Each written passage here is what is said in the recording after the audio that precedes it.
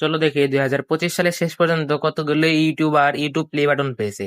শুরু করি silver play button দিয়ে, যেটা পাওয়া যায় 1 লাখ সাবস্ক্রাইবারে। আর এটা 2025 সালে প্রায় 5,20,000 ইউটিউবারের কাছে আছে। এরপর গোল্ডেন প্লে বাটন, এটা মিলে 10 লাখ সাবস্ক্রাইব হলে এখন পর্যন্ত এই অ্যাওয়ার্ড পেয়েছে প্রায় 45,000 ইউটিউবার।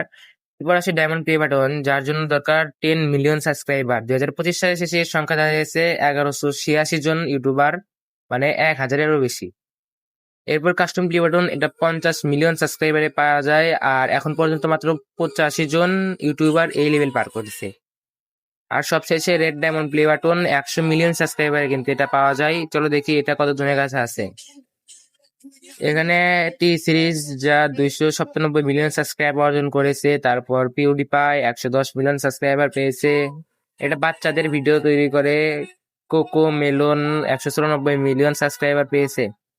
তারপর সেট ইন্ডিয়া, এটারও 194 মিলিয়ন সাবস্ক্রাইবার পেয়েছে। এরপর হচ্ছে কিডস ডিএনা শো, এটাও বাচ্চাদের চ্যানেল, এটাও আরো একটা কিডস চ্যানেল, লাইক নাচছে। তারপর ব্লাড অ্যান্ড নিকি, এটাও বাচ্চাদের ভিডিও তৈরি করে। বাচ্চারাই কি ইউটিউব কন্ট্রোল করে নাকি? তারপর জি মিউজিক কোম্পানি ইন্ডিয়ার, এরপর ডাব্লিউডাব্লিউই আর গোল্ড মিনস, এটা স্ট্রোক প্রিন্স 127 মিলিয়ন সাবস্ক্রাইবার এই চ্যানেলের। এরপর সনি স্যাপ, এটাতে দেখছি সব বড় বড় ইউটিউব চ্যানেল, বাচ্চা ও ইন্ডিয়ার কিছু ইন্ডাস্ট্রি হ্যান্ডেল করে। এখন আসছে কিম প্রো, এটা আবার কোন চ্যানেল? এন্ড ফাইনালি সবচেয়ে বড় YouTuber mister beast, 409 million subscriber, যেটা পুরো পৃথিবীর সবচেয়ে বেশি সাবস্ক্রাইবারের ইউটিউব চ্যানেল। এখন কমেন্টে বলে 100 মিলিয়ন পার করা মোট চ্যানেল কয়টা?